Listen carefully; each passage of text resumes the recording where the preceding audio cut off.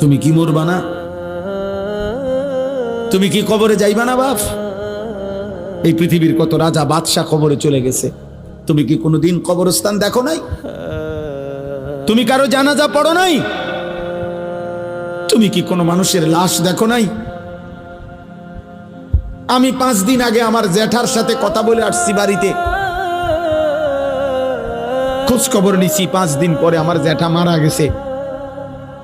আমি জ্যাঠার দিকে তাকাইয়া বাড়িতে গিয়া দেখছি আমার এই সেই মানুষটা যার সাথে আমি কথা বলছি, উনি নাই, চুপ হয়ে গেছে, হাত নড়ে না, পাও নড়ে না। আমি জানাজা পড়াইছি আমার জ্যাঠার, তো জানাজার আগে আমি আমার জ্যাঠার কবরটা খালি, তখন কবরে রাখে নাই।